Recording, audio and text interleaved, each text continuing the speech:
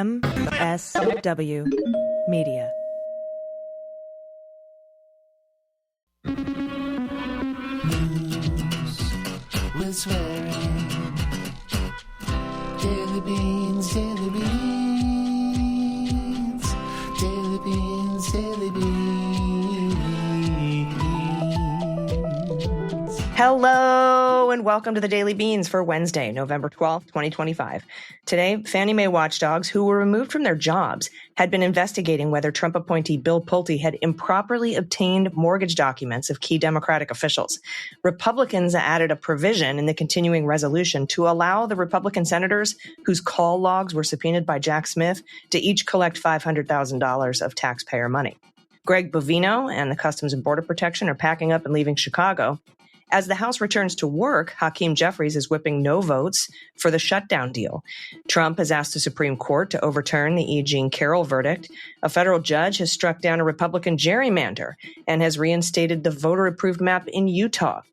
And that Marion County, Kansas newspaper that was raided by the police, they got a $3 million settlement from the government. I'm Allison Gill. And I'm Dana Goldberg. Happy Wednesday, my friend.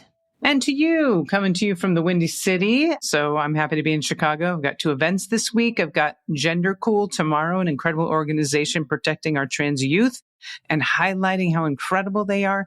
And then on Friday, we've got about 9 tickets left. Anyone still want to go to Chicago? We got 9 tickets left for the 9 p.m. show at The Annoyance. I've got an incredible comedian opening for me who is from Chicago, Katie Kincaid. And it's just going to be a great night. So I love this city. It's one of the most beautiful skylines I've ever seen, other than that one building right in the middle of it. Be sure to get a lot of bird watching photos while you're there. I'll definitely send one in for the good news. Thank you. And all of the beans, all the leguminati in Chicago to see Dana, please send us your bird watching photos, along with any photos that you take at the show. Yeah. Also, thank you to our patrons for all your feedback on our new video podcast. We're workshopping it with our patrons right now. We're going to be releasing it to the public December 1st. So you can catch that by going to the MSW Media YouTube channel and subscribing for free. That's going to start on December 1st. And if you're a patron, your feedback has been so integral that we put you in the credits. So look at that. Thank you so much for supporting independent media. If you want to become a patron, it's just $5 a month. You get early access, ad-free access to this show. You get to help us workshop the video pod, and then you'll get that ad-free and early when it starts coming out to the public. You also get Unjustified ad-free and early. You can sign up by going to patreon.com/thedailybeans. All our stuff is free. So, if you're able, if you've got the means to support us, we really appreciate it. So thank you, thank you, thank you. Also, I'm going to be talking later in the show with Zerlina Maxwell, who is just absolutely she's fantastic. Peach. I love her so much. She hosts Mornings with Zerlina on SiriusXM Progress Channel 127. That's weekdays at 7 a.m. Eastern. And she also writes the Inner Work Dispatch on Substack, which is really kind of an important sort of self-care, mental health Substack. I'm a huge fan of it. So I get to talk to her later in the show. Also, the House is back in session today, and Jeffries is whipping no votes on this shutdown deal. He said House Dems are, quote, focused on dealing with the bill that's coming over from the Senate to the House, and we're going to fight hard to defeat it. So hopefully Democrats are unified. They don't have a majority there, but hopefully they're unified over in the House. And by the way, Mike Johnson just announced he's going to swear in Adelita Grijalva today, Wednesday at 4 p.m. Eastern. Okay, well, I'm wondering what they did to the Epstein files then, if he's willing to do that.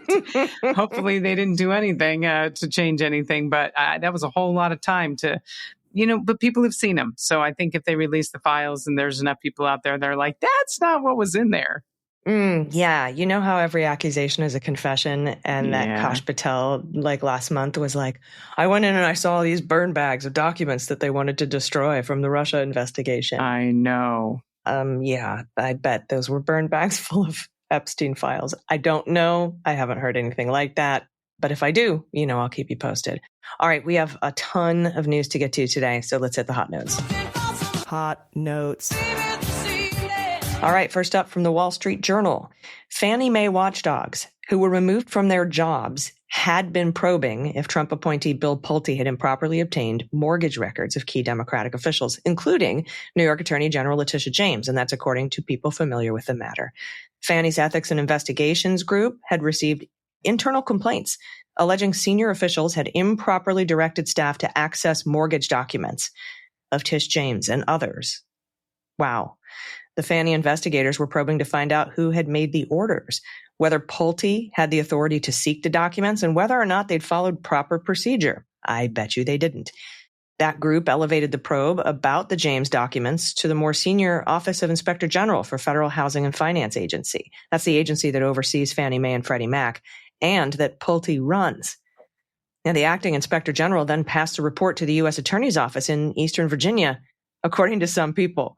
That's the office that ended up indicting her. Under the leadership of Trump-appointed interim U.S. Attorney Lindsay Halligan, they brought criminal charges against Tish James. A spokesperson for the U.S. Attorney's Office hasn't responded to requests for comment. And I wonder if they handed over that report from the Inspector General about Bill Pulte before or after Eric Siebert was fired as the U.S. Attorney. Damn good question. I bet we're going to find out, though, in discovery in the James case. Now, James has called the charges baseless, rooted in Trump's desire for revenge. She pled not guilty last month during an arraignment in Norfolk. The FHFA acting inspector general sent the office report, at least in part, because it could be considered material information for James's defense in the case. One of the people said, I'm sure we're going to find any minute now a notice filed on the docket requesting this report. In the wake of the probes and other investigations inside Fannie, about a dozen members of the Ethics and Internal Investigations Unit of Fannie Mae were also fired. Suzanne Libby, Fannie Mae's chief ethics officer, was removed, and Danielle McCoy, who served as general counsel, also stepped down after being pressured by leadership. Both women. The FHFA's acting inspector general, Joe Allen, who sent the internal investigation to the prosecutors, was asked to step down from his role shortly after he sent that report. Oof. This is all really bad for Lindsay Halligan. Good. Yeah. Now, Pulte has pointed to diversity, equity, and inclusion as a reason for the layoffs. Around the time of the departures, Pulte and Fannie leaders had grown tired of investigations they viewed as being too tailored toward allegations related to DEI. In response to requests for comment, spokesperson at FHFA said, quote, "The anonymous source in this story is attempting to obstruct the criminal justice system by completely fabricating false and defamatory claims." The spokesman declined to elaborate on which claims the statement referred to. So, if you're listening, spokesperson for the FHFA, come at me, bro. Sue me. Do it. Do it. Thanks, Allison. Do it. We're moving on to the next one. A spending package expected to be approved as part of a deal to reopen the government would create a wide legal avenue for senators to sue for as much as $500,000 each when federal investigators search their phone records without notifying them. The provision, tucked into a measure to fund the legislative branch, appears to immediately allow for 8 GOP. Why are they all 8 GOP senators that are worried about their phones being searched? I don't understand. To sue the government over their phone records being seized in the course of the investigation by Jack Smith because of the riot on the Capitol on January 6th. These motherfuckers. The provision would make it a violation of the law to not notify a senator if their phone records or other metadata was taken from a service provider like a phone company. There are some exceptions, such as a 60-day delay in notifications if the senator is considered the target of the investigation. Oh, God. I know. That's so, because they're just going to go in, and if you have to tell them that you're getting their stuff, they're just going to delete everything and destroy evidence. Because the provision is retroactive to 2022, it would appear to make eligible the 8 lawmakers whose phone records were subpoenaed by investigators for Mr. Smith as he examined efforts by Trump to obstruct the results of the 2020 presidential election. Each violation would be worth at least $500,000 in any legal claim, according to the bill language. The bill would also sharply limit the way the government could resist such a claim, taking away any government claims of qualified or sovereign immunity to fight a lawsuit over the issue. Unfucking believable. Wow. Pays to be a criminal. Sure does. I was trying to think of how Democrats could exploit this, but I mean, it's only if they want to break the law. Right. So that's exactly it. Oh, good Lord. All right. From CNN, President Trump on Monday asked the U.S. Supreme Court to review the $5 million civil case that found he sexually abused and defamed E Jean Carroll. Last year, a federal appeals court affirmed the jury's verdict, as we talked about here on this show, ruling the trial judge did not make any errors that would warrant a new trial. In June, Trump lost an effort to have the appeal reviewed by the full bench of judges. They said, nah, bro. Now, Trump has claimed I'm paraphrasing. Trump has claimed Judge Lewis Kaplan, who oversaw the civil trial, made numerous errors by allowing the jury to hear testimony from two women who alleged Trump sexually assaulted them years ago. His lawyers also said the judge should not have let the jurors see the Access Hollywood tape, which captured Trump in 2005 on a hot mic saying he gropes and kisses women. The appeal has not yet been formally docketed at the Supreme Court. Now, whether SCOTUS takes this case is yet to be seen, but it likely won't be the last time the justices are asked to review a litigation involving Carroll. There were two E. Jean Carroll cases. A different jury found Trump liable for defaming Carroll for repeating his statements in 2022 and ordered him to pay $83 million in damages. A federal appeals court panel affirmed those damages too, finding it reasonable in light of the extraordinary and egregious facts, and rejected several of Trump's legal challenges. Among them, the appeals court found that Trump had previously waived any claim of presidential immunity and said the Supreme Court's decision last year involving criminal cases did not alter their view. Trump has asked for the full bench of judges to review the case. The Justice Department filed an amicus brief supporting review of whether presidential immunity can be waived from civil damages liability predicated on official acts. Carroll's response is due in the next few weeks, and we'll tell you what it says. How could you, what would your reasoning be to exclude that tape? I mean, come on. That wasn't me in the tape. It's devastating to my case. Yeah, that's why. exactly. That's the thing. But it'll be interesting. You know, I think I have no faith in the Supreme Court, but I have utmost faith in Robbie Kaplan and E. Jean Carroll. I do as well. So we'll see how this goes. All right. This is from the Chicago Sun-Times. Even though the Trump administration's aggressive deportation campaign in Chicago is expected to ramp up with U.S. Border Patrol, is it really a command? Is Bovino commander? He's Border Patrol commander, yeah. Got it. Leaving town any day, the federal presence here could return fourfold in the spring. That's according to 3 law enforcement sources' contact with the Chicago Sun-Times. It sounds like it's just too cold for him. I guess so, or maybe it's too far away from the midterms. One source said Bovino could be gone as soon as Tuesday. Another source with direct knowledge said the number of Border Patrol agents currently operating in the Chicago area is going to go down from 250 to 100. But in March, that number could increase to 1,000 agents. Why March? Yeah. The news appears to signal, for now, a downshift in the Department of Homeland Security's Operation Midway Blitz, which brought 2 months of chaos, fear, tear gas, and intense litigation to Chicago. Homeland Security Assistant Secretary Tricia McLaughlin posted on social media Tuesday morning. She said, "We aren't leaving Chicago," and claimed that the Fed's campaign lowered homicides, shootings, robberies, and other crimes in the city. Is she simply not able to tell the truth, like about anything? That's such bullshit. None of that's true.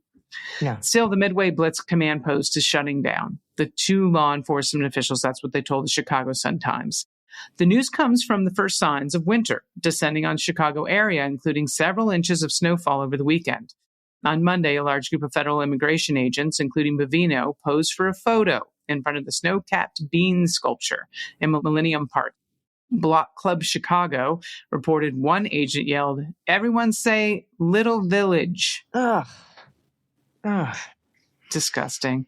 After Governor J.B. Pritzker criticized the photo op as disgusting. See, I'm just one step ahead of J.B. Pritzker. On social media, Bovino replied, "Feel free to join us in Little Village tomorrow," and post on Twitter. The development also comes days after U.S. District Judge Sarah Ellis handed down a historic order restricting the Fed's use of force against protesters and journalists. She recently ordered Bovino to use a body-worn camera. The Trump administration is challenging Ellis's broader ruling and asked the 7th U.S. Circuit Court of Appeals to intervene.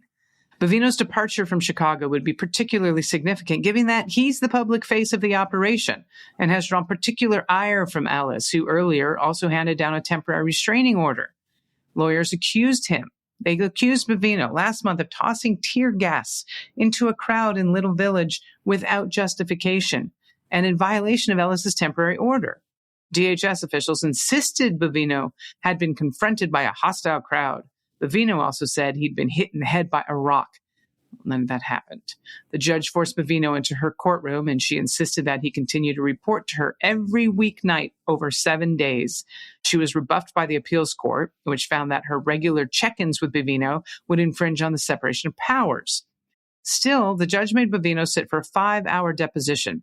And when she handed down her latest ruling last week, she told the courtroom Bovino, and I quote, admitted that he lied about whether a rock hit him before he deployed tear gas in Little Village. It's unclear where Bovino and his team are headed next, but CNN is reporting that they're expected to go to Charlotte, North Carolina, and then New Orleans, though plans are still being finalized. So that's interesting that those are the two cities they are choosing. I've also heard Baltimore could be next or soon. And so, yeah, he deployed that tear gas of lying about being hit in the head with a rock. That was Little Village. That's why it was so disgusting that they posed in front of the Bean in Millennium Park and said, everybody say Little Village. He really is a piece of shit. He's a Nazi. All right, sue me. Some better news. Better news from Democracy Docket. In a sweeping victory for voters, a Utah court struck down Republican-controlled legislature's congressional gerrymander and a companion law designed to entrench partisan power. The court also approved a new map for the 2026 elections, which is likely to give Democrats one of the state's 4 congressional seats. All that fight for one of the seats. I know, but they're fighting back. Judge Diana Gibson ruled Monday that both the legislature's new map, known as Map C, and the accompanying law, SB 011, violated Proposition 4, the voter-approved constitutional amendment banning partisan gerrymandering. That's why these propositions and these state laws are so important, y'all, because we administer our own elections. This decision ensures Utah's 2026 congressional elections will proceed under a court-ordered fair map drawn according to the neutral criteria that voters demanded. So congratulations, Utah. I'm sure they'll appeal and there'll be more litigation on this, but as it stands, that map now will be used.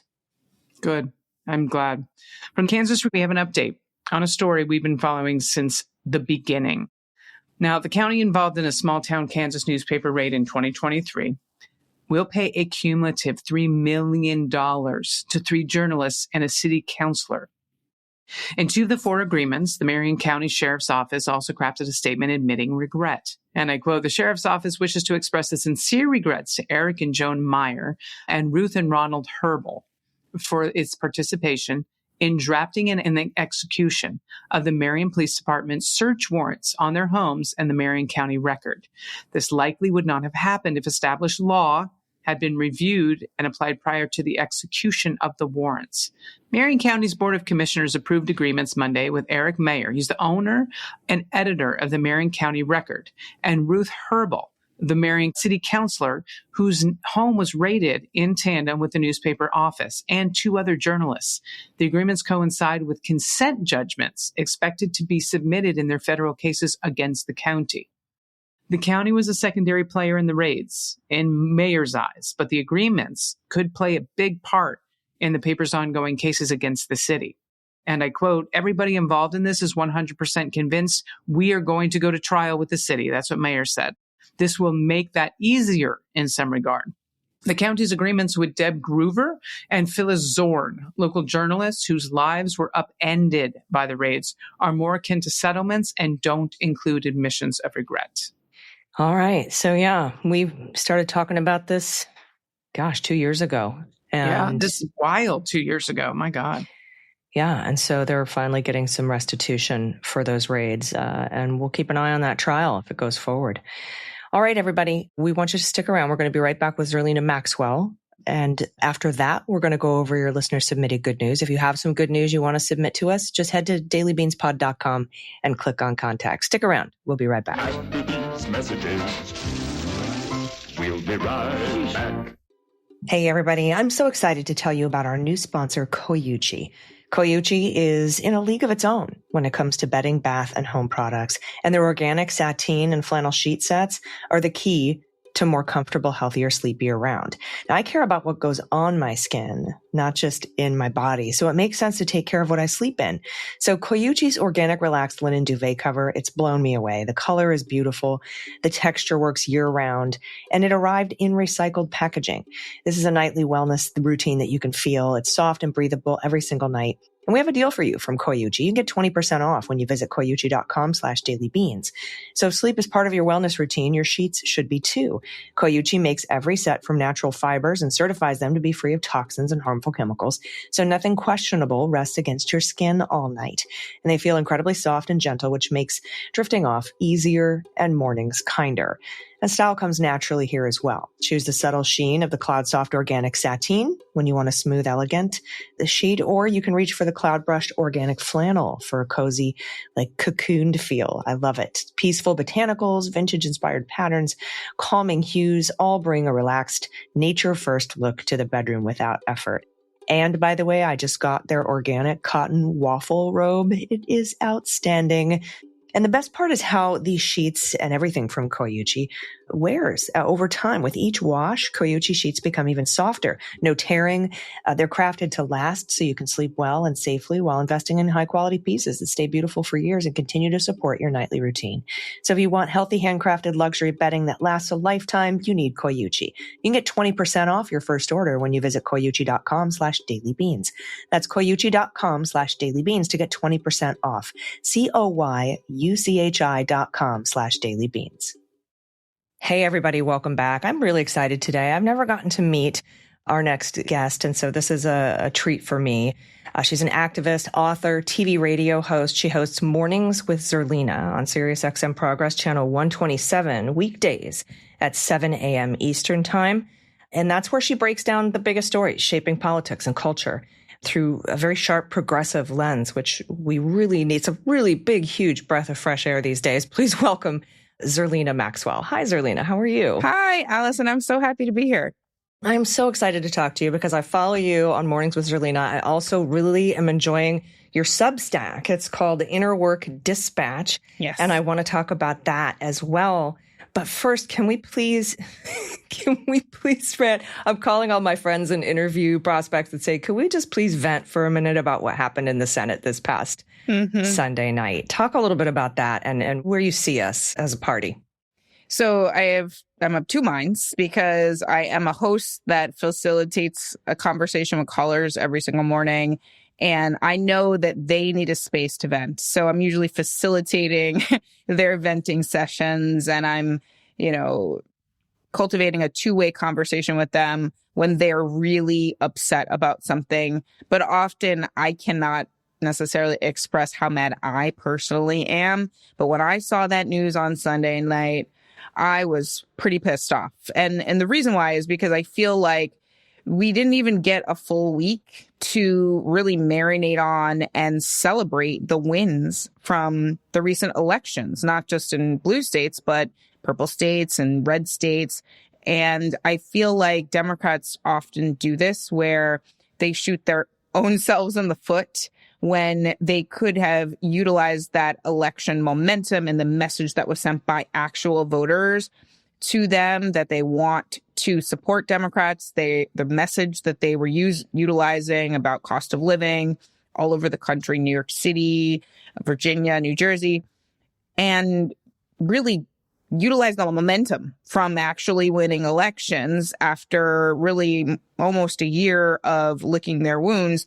But instead, it was like a self-own or own goal in soccer because we didn't even get a full week to celebrate. It was like, we're going to own goal when we didn't even need to do that. It wasn't even necessary to do that. I understand the shutdown is painful for people. I understand that people are on lines at airports. I understand people are going to work without paychecks. I understand that SNAP benefits were expiring and people were really struggling to make ends meet and standing on lines for food. But all of those things are a consequence of Republicans' inability to govern.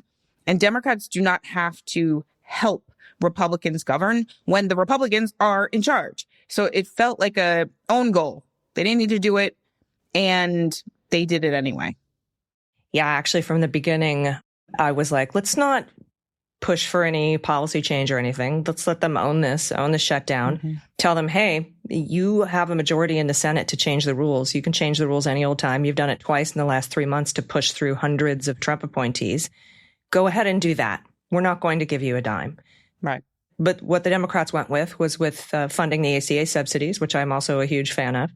But we didn't even get that. And so it was just, and, I speak to tons of federal workers, trying to help folks navigate the Merit Systems Protection Board. I'm a former government employee. I was pushed out in the first Trump administration, litigation pending. And all of the federal workers I was talking to who are furloughed, who are not getting paid, who are having to go to credit unions and get, no interest loans to carry their families through this time, were also very upset. I can tell you, Zerlina, I know you have your finger on the pulse of what a lot of people think because you've got that amazing call-in show. And, you're doing your Substack and you're on social media. So you kind of get the larger picture. But all of the feds who have been sacrificing for 40 days are also upset at this deal. They wanted the shutdown to continue unless we got the ACA benefits we were promised. So I can report that at least the federal workers I'm talking to, which I know are a small, it's a small sampling, but 100% of them are very upset with this. I haven't talked to anybody yet who was like, oh, I'm sure glad that we're, getting back to work. And I think that, as far as Tuesday goes, what the Senate did for, you're right. We just didn't have a chance to celebrate anything. It felt like January 5th when Ossoff and Warnock won, and we were all just on cloud nine. We got the Senate. We just won the White House. And then January 6th happened. But that was orchestrated by Republicans, not our own selves. So it's very, very frustrating. But, like I posted on social media that I'm not going to let them take away my 2025 election joy, because what we actually voted for was for people to fight for us. And that didn't include these 8 senators. And I was like, you are what we voted against last Tuesday. So I'm going to hang on to that. I'm not going to let you take away my election joy. And then to find out that a lot of all of these 8 senators have taken a lot of money from airline lobbies, I found very interesting, because I had started to wonder, what is it that's making these people want to open the government so badly? It seems like a lot of rich people are about to lose a lot of money over the holidays. What are your thoughts on that? That's the first thought I had when I saw there was a deal. I was like, you know what? Maybe I should go on Open Society and figure out who the donors are. Because when I saw that they made a deal, I was like, oh, this is because of those lines at the airports and the fact that Thanksgiving and Christmas travel is coming up. And the answer is always structural, right? It's not a personal failing, so to speak, of these individual senators who are quote unquote bad people. It's always structural. And one of the things that I honed in on Monday morning is I let people vent, but I reminded them that Tuesday and Monday going forward, they needed to exercise the power that they have as voters and as constituents to these people. And one of the things that happens that I don't think people realize is that when we're making these calls to our Congress people, they actually make a difference. And Congress people come on my show all the time and say, keep making those calls. I just talked to Senator Jeff Merkley recently. Keep making the calls, put up a fight so that we can fight on your behalf and make us uncomfortable. I mean, that's something that Senator Merkley said repeatedly. Make us feel uncomfortable with not fighting hard enough for all of you. And one of the lines that I just kept repeating to our callers is the Democrats need to hear more from their voters than their donors. And what was so clear about the deal on Sunday, in my opinion, is that they were hearing from the donors. They were hearing from those donors. I mean, probably the voters were like, we won on Tuesday, and we were like in the middle of the celebrating, and then we were in the middle of the weekend. But those lines in airports, the holiday season travel coming up, cancellation of flights. I mean, all of that has an impact on certain industries and rich people's pocketbooks and bottom lines. And so they were making those calls, right? Those donors were making those calls, and these senators were reacting to that. They need to hear more from the people. They need to hear more from the voter. And these senators in particular are not on the ballot in 2026. And this is why they were free to make this decision that they probably knew would generate a large amount of backlash. You see the comparison between how these eight senators made this deal and someone like a John Ossoff, who's on the ballot, right? It's very clear that everyone involved knew there was going to be a backlash to them making this deal without getting anything for it other than a promise of a vote that's not going to pass anyway, without a promise in the House that they're even going to vote on it, on ACA subsidies at all. And so they're not on the ballot. So they didn't fear the backlash, but they should fear those calls coming in. They should fear those tweets and social media posts and emails coming in, because the donors are making contact with their elected officials that they want to push and lobby on certain issues. And so the voters have to lobby their congresspeople as well. Yeah. And I mean, how many times do the donors have to screw the Democratic Party for them to realize that maybe we shouldn't listen to the donors, we should listen to the voters? And I think that's what Tuesday showed us when people listen to the voters. Mamdani, Prop 50, landslide here. We had more people turn out to vote for Prop 50 all by itself than we had in the 2022 midterms. Yeah. With the Wisconsin Supreme Court races, that people can beat money. People power beats money every time. And if it weren't for the donor class who was trying to push out and switch our candidate 100 days before the election in 2024, thank you so much, donor class. You know, everybody can have debates on, Kamala Harris versus some sort of a jungle primary or whatever to pick some other person, whatever. Everybody has fights about that. But the idea that you want to switch candidates 100 days before an election because the donor class is threatening you, you can get those donations from the people. The people will do you right if you stand up and fight for them. And that is what we showed on Tuesday. And they still ignored it. It's because they're not on the ballot next year. So they don't have to worry about the voters, right? They don't have to worry about answering to the voters. And that's really a sad part of the system, the way it's set up, right? The incentivization of money in politics, big money donors in politics, as opposed to small money donations, grassroots campaigns, and what voters actually want and what they actually think. The other thing, too, is that one of the undercovered pieces of the story on Tuesday is that everybody had the same message, whether they were running in New York City or whether they were running in Virginia.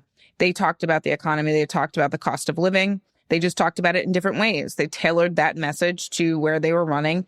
And for all of the prognosticators and the pundits and all of the media analysts who say the Democrats don't have a message, they figured out what a winning message sounded like. And it proved true on Tuesday. And also, it was the same message that Trump ran on. It's just that he didn't have any intention on actually doing any of the things that are necessary to lower the cost of living. But the cost of living is what people are caring about right now. Unfortunately, the cost of living has not gone down and people are really struggling. But that goes back to my point. If people are really struggling and they want the Democrats to fight on their behalf to make their lives easier, they have to participate and engage and make these calls and be. So one of the things my life coach does all the time, because I complain a lot and I'm working on that, is she says that Zerlina, you have to be more annoying so that you're less annoyed. Oh, and so it's I like that. Turn it around on everybody else. Yeah. Turn it around, put it on them, be so annoying that they're like, oh my God, if these voters won't stop calling me, I'm going to lose my mind. We haven't got to the point where Democrats are okay, the base of the party is really pissed and we haven't stopped hearing from them. Republicans do, historically, before the second Trump administration, they did respond to some of that pressure. That's one of the reasons why John McCain did the famous thumbs down, is because that was grassroots and, organized grassroots efforts and organizing and activism that led to that thumbs down. That didn't just happen all by itself in a vacuum. That was a lot of people putting in effort, showing up at the Capitol, getting arrested, participating in, public protests, peaceful protests. And I think that, after the No Kings being gigantic again, and then the wins on Tuesday, I feel for a moment, I thought Democrats were okay, we get it.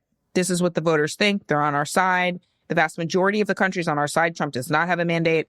But again, the donors that called these senators and pressured them into negotiating on this is, I think, speculation, but I think based on insight, experience, and knowledge of how politics works these days, it just shows that when you're not on the ballot, you can be influenced by people that are not your voter. And that's why the voters have to continue to make their voices heard. I mean, I know it's hard because it's like, this just happened right after election. And so a lot of voters are like, all right, we did our part. But it's democracy is something you have to participate in probably every day for it to function properly, especially in this system that is not functioning properly at all. No. And that's the message that we need to continue to send, that you listen to donors over us at your own peril. And I think that the primaries are going to really show that. I think we showed that on Tuesday. Yeah. And, that message of affordability, the way that they've, figured it out, folks like Mamdani and, the people who figured out the messaging, they did this really weird thing, Zerlina, where they asked people what was bothering them. They did this super weird thing. And I was like, even if, Schumer, Jeffries eventually endorsed, but, even if you don't endorse maybe the policy, you have to endorse the plan. Right. The idea of going out and finding what is on people's minds and in their hearts. And I think that's why President Obama called Mamdani and said, I'm in your corner. I'm in your corner. And I am a sounding board for you going forward. And, I think that I was very hopeful with that and that maybe the Democratic establishment would start getting the message, but they kind of just took all the wind out of our sails. So now it's up to us, right? Because we always kind of think politics and the government is something that does something to us when actually it is our government. And we need to remember what we did on Tuesday and bring that forward with us to create the government and the party that we want so we can have nice things. I think that's the message that I'm going with, at least. Yeah, they work for us. This is something I tell our listeners every single day. They work for us. They are there doing their jobs because we put them there. And we have the power to replace them and put different people in those positions of power. I mean, the structure makes it difficult, sure, but not impossible, right? Kevin McCarthy was the Speaker of the House and now he's not in Congress, right? I always think about, it's usually Republicans that find themselves in this situation, like Eric Cantor back in the day in leadership, and then all of a sudden he's not in Congress at all Devin anymore. Nunes, Trey Gowdy. Right. There's so many of them. And we have the power to be able to do that. Now, it may not happen in one election cycle, but I think sometimes we don't give ourselves enough credit for the power that we actually have. And it's not just voting. It's not actually just voting. These calls actually make a difference. That's why I cited Senator Jeff Merkley, make us uncomfortable. Some of these folks are way too comfortable. Yeah, I agree. And all of that work, because it's a lot of work. Democracy is a lot of, especially in days like this when we have a burgeoning autocrat in the White House. Right.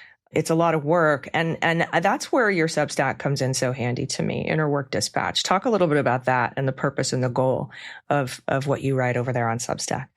So a couple of years ago on my radio show, I recognized that I and probably all the folks listening needed a segment where we were talking about mental health. So we started a segment called Mental Health Mondays, where I talk to folks about meditation, about ways to, find joy every single day, the things that we can actually do in our lives to thrive as opposed to just survive. So the Mental Health Monday segment has been going on for a couple of years. And the Inner Work Dispatch is something that I started when I moved to Europe and also wanted to talk about my journey because my mother passed away in 2022. And I have been really on a journey of looking inward and healing from that trauma, but also trauma that happens to you when you're a public person in the media space and your career doesn't go exactly how you had hoped and it changes and you sort of have to navigate a journey where you're trying to really think about and reimagine again, like what matters. And for me, inner work is something that is inspired by my late mother. She was a psychotherapist and she had a PhD in pastoral counseling. So for me, it's like, it doesn't even matter what was happening externally. I could get all the awards and the accolades, but if I'm not actually happy when I'm sitting by myself at home alone, then there's still work that needs to be done. So I talk about my journey to, unlearn hustle culture because I'm living in Sicily where they're not hustling. They're not hustling. They work very hard, but when they're not working, they are not working. And they are very much in the present moment. They're not on their phones as much as us. I'm not saying they're not at all. And that's, phones are a problem everywhere around the globe. But I think that the things that I've learned just in observation of living here, spending, 3 months on, 3 months off in Rome last year, it really led me to a place where I had to reevaluate how I actually wanted to show up in my life and live my life, because I'm somebody who is like working all the time around the clock and then was really, really burnt out. And so the inner work dispatch, it's sometimes, a little behind the scenes of my move abroad and living as an expat, aka an immigrant here in Sicily, but also talking to mental health experts and therapists and life coaches and people who focus on wellness and all the different things that you need to do in your life to actually thrive. Because politics, while it is all consuming, especially right now, to your point, I think we also need to not let it break us. Because if we can't actually be whole human beings and actually enjoy our lives, then what's the point? What's the point of any of this? If I'm just nice miserable things all the time. Yeah. We need to enjoy the nice things. Yeah, exactly. Well, thank you so much. It's been so wonderful to meet you finally. Everybody, please check out the Inner Work Dispatch on Substack. You can subscribe to that. It's super helpful. Also, make sure to listen to Mornings with Zerlina on SiriusXM Progress, channel 127. That's weekdays at 7 a.m. Eastern. It's been truly an honor to get to speak with you, and I hope we get to do it again. Maybe we'll do a Substack Live here and there. Yes, I would love to do that. So I'll be in touch about that in the future. It was so great being on. I think the work that you do is so important, and I am a big fan. So I am always tuning in, and thank you so much for having me. Oh, back at you. I'm fangirling this whole time. So thank you so much. So if I sounded a little odd, it's because of that. No. But thank you all so much. I really appreciate it. And everybody else, stick around. We'll be right back with the good news. Hey, everybody. Colder weather and holiday travel wrecks my skin. My skin gets tight. It gets flaky, dry, crepey. And it's like it's as stressed out as I am. I lean on OneSkin.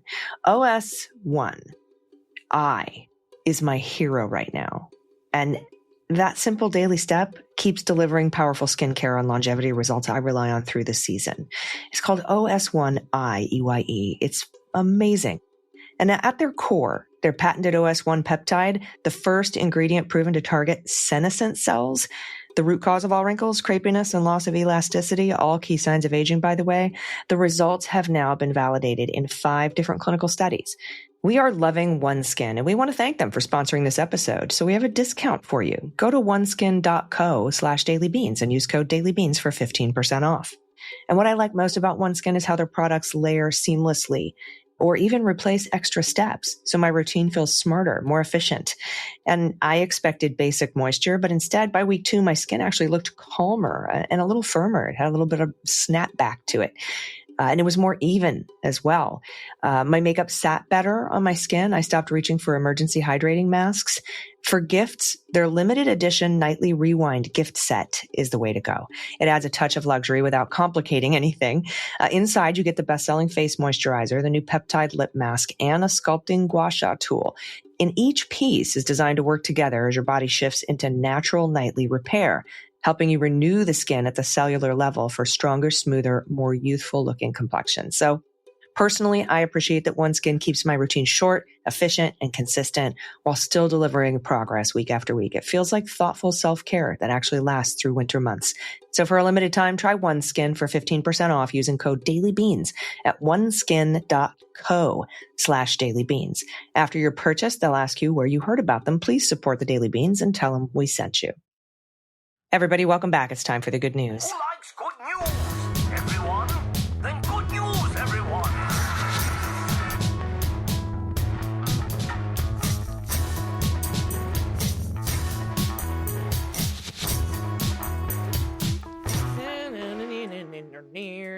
Good news, good news. And if you have any bit of good news, big or small, if it happened yesterday or if it happened 50 years ago, we want to hear about it. We want to share in your joy because we are, kind of desperate for it. So we really are. Send us your good news stories, please. You can also include a shout out to a loved one or maybe a nonprofit, small business in your area, a group of organizers or activists that are doing something amazing, maybe some makers or creators that you're working with. We had a maker group that wrote in a couple of days ago. I thought that was really wonderful. Share with us what you're making and creating to, pass the time between now and the midterm elections. That's the next bus, stop on this ride. Whether you're painting or knitting or crocheting or growing something in your garden, we would love to see and hear about that. Maybe you have thesis and dissertation titles you want to share with us. We'll do our best to muddle through the pronunciations on those. And you can always send pronunciation corrections into us as well. We also would love to hear shout outs about government programs for posterity. I want to get it all on the record, how much they help people. So all you got to do to get your good news read on the air is submit your pod pet tariff, which we would pay back to you in $2,000 at a time. And actually, no, we won't. But just attach a photo of your pet. We'll try to guess the breeds and which breeds we're watching in your shelter pup. And then if you don't have a pet, you can send an adoptable pet in your area or just grab a random photo of an animal on the internet. Anything works. Photos of rallies and signs, a Tesla takedown that's coming up. Maybe you have signs of postcard writing parties or food bank. Maybe you're working at a food bank helping hand out food right now. We would love to see any of those photos. Send them to us. dailybeanspod.com. Click on contact. First up is your good trouble. And here it is. It says, we saw you're covering the court's decisions on SNAP benefits. If you're looking to offer your audience a way to help families missing benefits, letting you know that Give Directly is delivering emergency cash in real time to the lowest income families. We've paid $130,000 plus since November 1st. You can go to givedirectly.org/SNAP for more information. And also just kind of an ancillary good trouble, start calling your representatives. Jeffries is whipping those no votes on this government shutdown deal. And now that we know that those 8 Republican senators are going to get $500,000 each of our taxpayer money because their call logs were subpoenaed by Jack Smith because they were, doing a coup. Yep. Call your representative, whether it's a Republican or a Democrat, call them and let them know that you want a no vote on that deal. Unless you don't, maybe if you aren't into that, by all means, I'm not judging.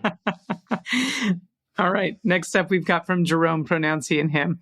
Not exactly a correction, but it's the closest category. Allison and Dana were humorously shortening the name of an Ohio town. And toward the end, mentioned Pigtown. Although I don't think I said Pigtown. I said P-Town, but that's maybe what it sounded like. In truth, Pigtown is already a nickname for Cincinnati. Cincinnati is more famous as the Queen City. Yes, it is. But it was known as Pigtown for the hog slaughterhouses that were common back in the day. Love you both and cheers. Picture an otter crocheted by my lovely wife. This is adorable. Oh, is that a baby otter? It sure is. Oh. Jerome, thank you so much for the education. Now I know what the nickname was for 2 different towns. Yep. I'm from Cleveland and I didn't know that. So excellent. Pigtown, Cincy. Good to know. Next up from Howard. Happy Veterans Day. You really deserve to see the new babies. They're 3 months old and are 1 litter. Honest. And also, I didn't get a VA loan that was ongoing in January when that guy was sworn in as president. The process continued until I was deemed the owner of a brick ranch in the suburbs of Atlanta, complete with a feral cat colony in the crawl space. The real story here is the kittens. Thank you for what you do. Look at all these kittens from 1 litter. They're so cute. Gray and white moo cat, a void, a dark gray tuxie. You got a tortie. Oh my gosh. Now, sometimes, and I didn't know this before, but cats can get pregnant by 2 dudes and have different babies from different dads in the same litter. No.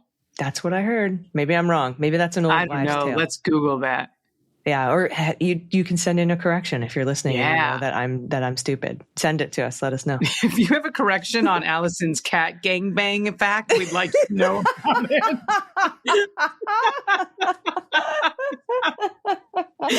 Put that in the subject line, please, so that our producers who might not have heard this particular part will get to see cat gangbang correction. Yeah, we'd appreciate that. All right. And you should just do that anyway, even if you don't have a correction. This one's from Anonymous, no pronouns given. With SNAP being attacked and people going hungry, I want people to remember pets when they're making donations to food banks. I'm a volunteer dog walker at the Animal Foundation here in Las Vegas. There was a pop-up pet food pantry this weekend. The line to get food was long. With all the things that are happening right now, people in Vegas are suffering, and so are their pets. More pets will be surrendered or picked up as strays when people don't have the means to take care of their pets. God, this is such a good point. I love you guys. You had me at swearing. The Beans is my first podcast each day. For my pet tariff, I love this picture. I'm including a pic of one of my favorite dogs at the shelter. This dog is up for adoption, you all. Her name is Modelo, and she was an owner surrender. She's been at the shelter for a while. She's energetic and loves squeaky balls and zoomies in the play yard. She also loves to be pet.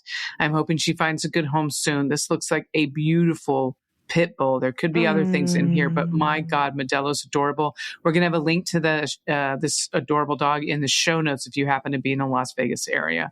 Does Modelo come with the pumpkin jammies? I would hope so. I would hope so too. If not, you gotta give me a link to those pumpkin jammies. That's right. All right, next up from M, pronoun she and her. Hello, Beanstresses. Oh, I like that.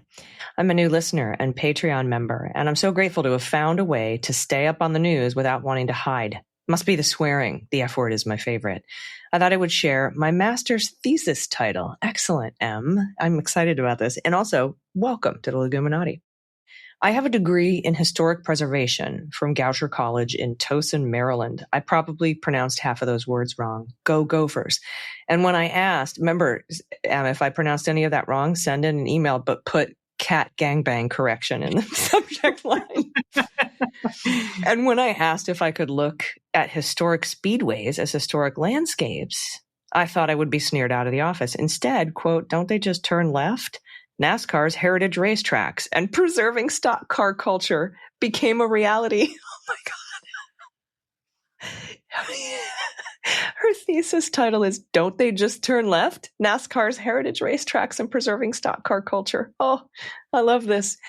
Though reading it now is hard, the errors are just too much, so I think of it fondly and try not to open it. That's right, was a Speedway historian. Turns out trying to break into that good old boys club as a California gal is hard, so it's a side gig. All right, Em, I'm going to ask you to tell me everything that you know about the El Cajon Speedway. It's closed now, but it's advertised as the fastest 5/8 oval in the West. And I used to go there all the time for Demolition Derby night, but it is now closed. I love that fact. However, it did lead me to my current project, working with the grandson of Harold Brasington, the man who built Darlington Raceway in South Carolina, the first paved speedway in the U.S. Someday we'll finish that book. I'll share it when we do. I will read it. Also, nothing like the pressure of telling others. It helps motivate. That's so very true.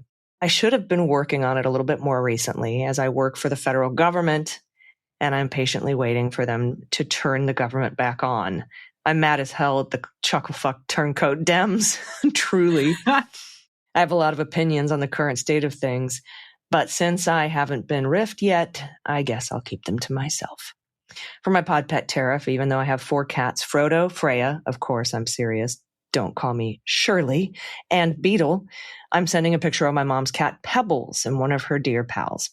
My mom's house is a safe haven for the deer, and they bring their new fawns every spring.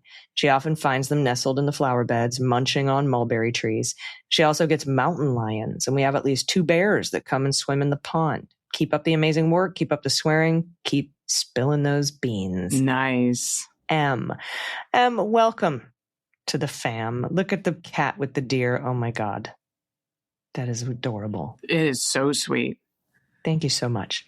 All right. Up next, we have anonymous pronouns she and her. Some good news from my interface with the Social Security Administration. My husband, Neil, died unexpectedly in 2018. Anonymous, I'm so sorry. So sorry. He had been forced to retire at 64, and he had only had 2 years to collect the benefits from Social Security that he had paid into all his working life. When he died, I went to the SSA office in my community to try and apply to receive his benefits as his widow. Because I was a retired public school teacher whose pension exceeded the sum of his benefits, I did not qualify to receive the money he had paid during his lifetime. But the agent was wonderful, helped me apply Neil's SSA eligibility to paying a lower Medicare premium. So that documentation was in the SSA system. That was nice of them. In 2024, the Biden administration signed into law the Social Security Fairness Act, which qualified me to receive Neil's benefits. I received a lump sum for 2024 and am now getting monthly payments, which consider a gift from Neil to me in his absence. I'm telling you the story to emphasize the good customer service I received every time from SSA personnel and to alert others whose spouses died early, not being able to receive the benefits paid for in a lifetime of work. If you did not apply at the time of your spouse's death, try it now so you can. I hope you reap what Mr. Biden's administration sowed. I don't know if others will qualify, but it can't hurt to try. For my pod pet tariff, I offer a picture of my friend Golden, who stays with me when they travel. Charlie's a gift to me. Every time she retrieves a dirty sock or underwear and carries it out to the main part of the house to show me she knows her job. She is an expert at holding me down on the couch and watching for criminal squirrel activity. Oh, look at that face. Thanks for everything you do to help me keep myself centered. I could not stop laughing at the Greyhound watched. Love to you both. Look at the baby dog. Oh my God. Every once in a while, a good one. A good one comes flying out of my mouth. Yeah. All right. Next up, Greg with 2 G's, just not in a row.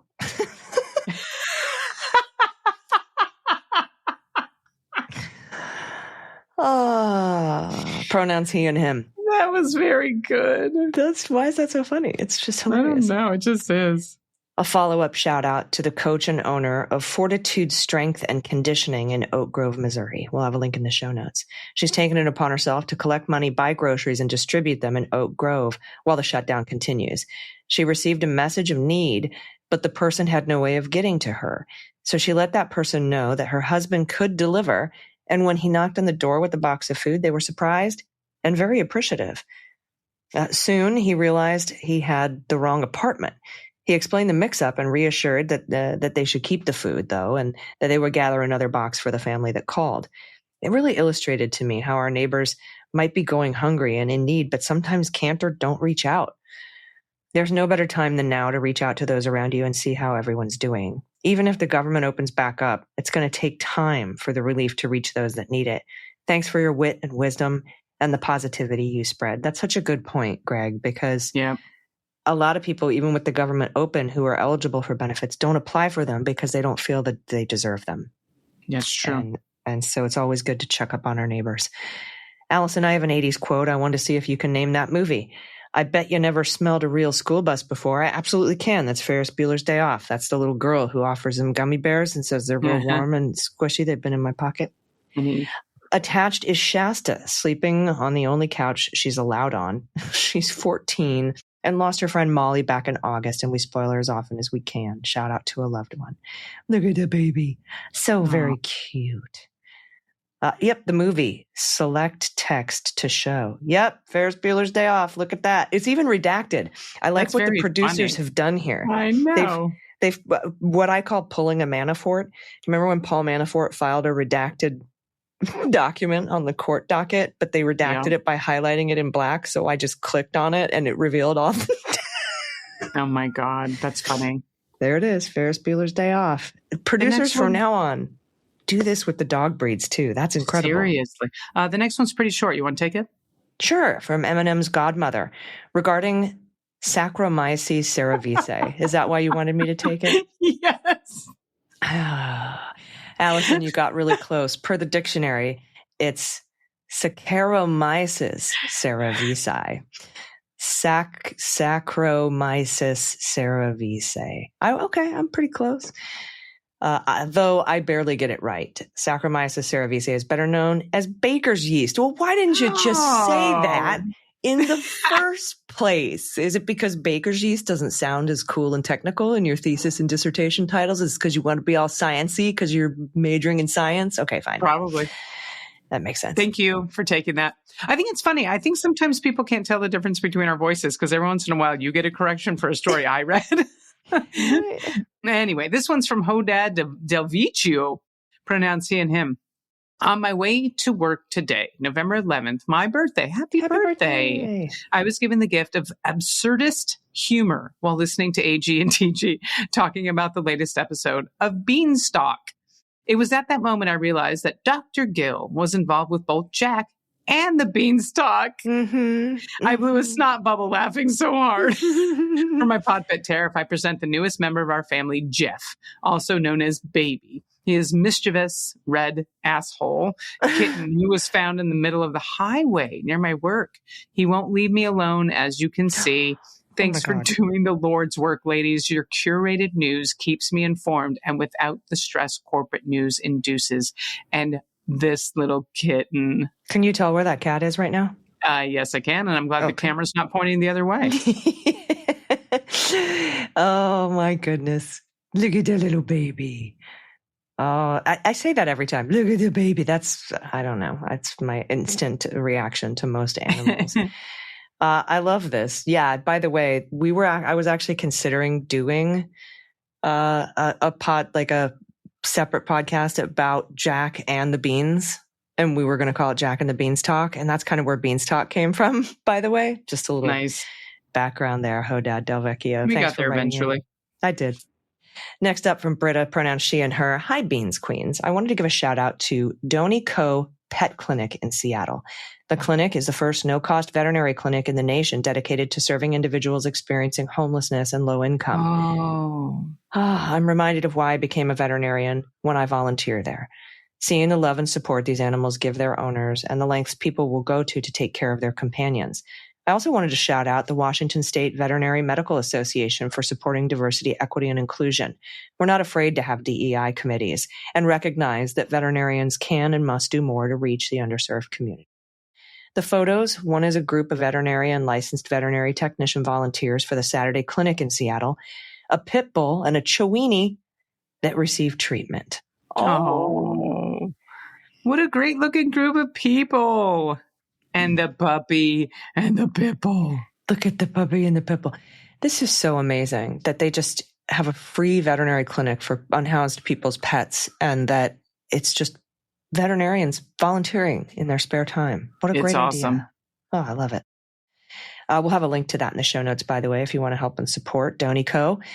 And everybody, thank you so very much for your good news. We needed it today and we need it every day. So send it to us at dailybeanspod.com. Click on contact. Make sure to put in the subject line, correction, cat gangbang. And producers, our producers, I love that new redaction, the Manafort redactions that you're doing. Please continue that because then, we can't catch sight of it or anything like that. It's like the true, we always go by the honor system and we're honorable, but sometimes we accidentally catch a peek of something we're not supposed to see. And I think I love this. All right, everybody. Thank you so much. Patrons, look forward to seeing you on the Beanstalk. If you want to join and become a patron, again, just $5 a month, $60 a year to support independent media. And you get all that extra free stuff and premium feeds and stuff. You can do it at patreon.com/thedailybeans. And everybody will be back in your ears tomorrow. Until then. Please take care of yourselves, take care of each other, take care of the planet, take care of your mental health, and take care of your family. I've been AG. I've been DG. I didn't ask if you had any final words. I got nothing to say to you. Got them the beans. The Daily Beans is written and executive produced by Allison Gill with additional research and reporting by Dana Goldberg. Sound design and editing is by Desiree McFarlane, with art and web design by Joelle Reeder with Moxie Design Studios. Music for The Daily Beans is written and performed by They Might Be Giants, and the show is a proud member of the MSW Media Network, a collection of creator-owned podcasts dedicated to news, politics, and justice. For more information, please visit mswmedia.com. MSW Media.